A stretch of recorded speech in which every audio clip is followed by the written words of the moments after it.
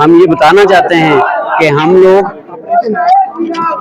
بے شک سویلین ہیں، لیکن ہم اپنی فوج کے شانہ بشانہ ہیں. پہلی گولی ہم کھائیں گے، پھر ہمارے کسی فوجی پہ گولی آئے گی. ہم جتنے پیٹریوٹ ہیں، بینگ دا کشمیریز، ہم پاکستان کی دفاع ہیں. پہلے ہم، پھر پاکستان. پاکستان ہم سے ہے، ہم پاکستان سے ہیں. اس پہ کوئی کمپرومائز نہیں ہو سکتا. جموں کشمیر میں جو اجتماع ہے یہ اس بات کی دلیل ہے کہ ہماری عوام پاک فوج کے ساتھ کھڑی ہے. پاکستان ہمارا ہے.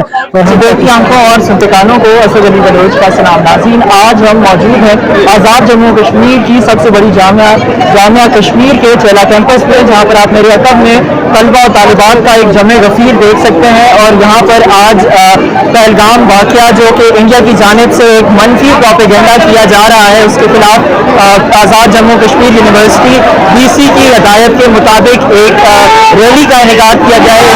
آزاد جموں کشمیر یونیورسٹی مظفر آباد میں بھارتی جنگی جنون، آبی دہشت گردی اور پہلگام واقعے کی آڑ میں خطے کے امن کو خطرے میں ڈالنے کی کوششوں کے خلاف اور افواج پاکستان سے اظہار یکجہتی کے لیے ایک عظیم الشان ریلی نکالی گئی.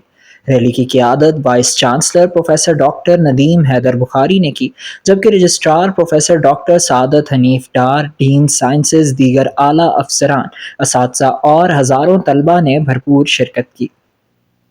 ریلی کا آغاز چیلا کیمپس کے ایڈمن بلاک سے ہوا اور اختتام ایجوکیشن ہال پر ہوا، جہاں شرکاء نے پاکستان زندہ باد، افواج پاکستان پائندہ باد اور بھارت مخالف نعرے بلند کیے.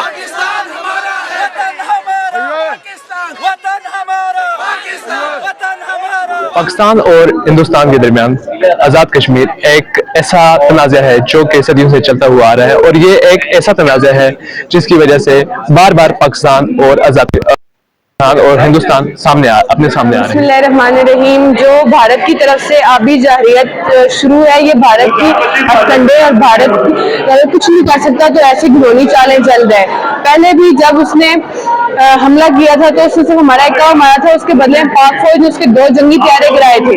تو اب بھی اگر ایسا کچھ بھی کرتا ہے بھارت، کوئی بھی گھنونی چال چلتا ہے، تو پاک فوج اس کا ڈٹ کے مقابلہ کرے گی اور اس کا منہ توڑ جواب دے گی.